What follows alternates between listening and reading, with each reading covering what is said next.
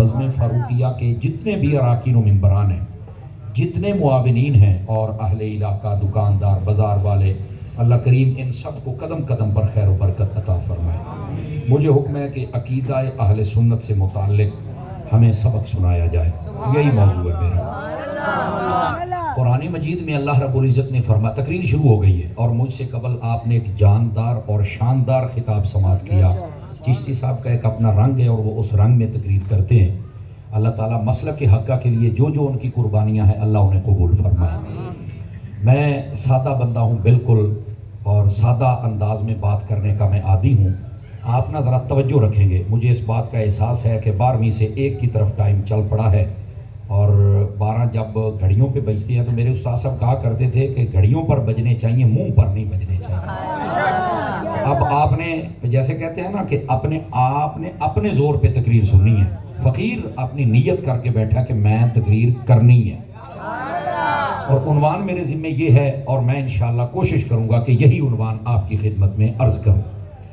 دوستان عزیز دیکھیے، اللہ رب العزت نے قرآن مجید میں ارشاد فرمایا، اور یہ سورۃ الفاتحہ ابتدا ہے، اہدنا الصراط المستقیم۔ یہ انسان کو سبق سکھایا گیا کہ اپنے رب سے سیدھے راستے، جس کو صراط مستقیم کہتے ہیں، جس میں پیچیدگیاں نہ ہوں، مشکلات نہ ہوں، گمراہی و دلالت نہ ہو، اور سیدھی منزل مقصود اور نشان مقصود تک بندے کو پہنچا دے، اس سیدھی سڑک پر چلنے کا یہاں کہا گیا کہ دعا کر اپنے رب سے کہ وہ تمہیں سیدھے راستے پر چلنے کی توفیق عطا فرمائے۔ لیکن اندھیرا نہیں رکھا۔ کوئی کہہ سکتا ہے کہ سیدھا راستہ تو میرا ہے، وہ کہتا سیدھا میرا ہے، وہ کہتا سیدھا میرا ہے، لیکن فرمایا نہیں، یہ کوئی ہوائی فائر تو نہیں ہے نا کہ آپ کہہ دیں گے میرا سیدھا ہے تو ہم مان جائیں گے۔ قرآن کے کچھ دلائل ہیں، سیدھے راستے پر چلنے کی توفیق مانگو۔ پھر آگے فرمایا صراط الذین انعمت علیہم، سیدھا راستہ ان لوگوں کا ہے جن پر اللہ کا انعام ہوا ہے۔ ٹھیک ہے، وقت کافی ہو گیا ہے، طبیعت ساتھ دے تو سبحان اللہ کہتے رہیے گا، یہ کانوں کو چسکا ہے سبحان اللہ سننے کا ہے۔ سیدھے راستے پر چلنے کی دعا۔ سیدھا راستہ کس کا ہے؟ جو کہے اس کا نہیں، سیدھا راستہ ان لوگوں کا ہے جن پر اللہ کا انعام ہوا ہے۔ انعام یافتہ لوگوں کے راستے پر چلیں گے تو یہ اس بات کی نشاندہی ہوگی کہ آپ سیدھے راستے پر چل رہے ہیں۔ لیکن پھر سوال ہوتا ہے، ہر بندہ کہتا ہے مجھ پر بھی اللہ کا انعام ہے، وہ کہتا ہے مجھ پر ہے، وہ کہتا ہے مجھ پر ہے، تو اب کیسے پتا چلے گا کہ انعام یافتہ بندے کون ہیں، تاکہ تعین ہو جائے کہ یہ ہیں وہ ہستیاں جو انعام یافتہ، اور انہی کا راستہ ہے جو حق اور سچ کا راستہ ہے۔ توجہ ہے نہیں سب حضرات کی؟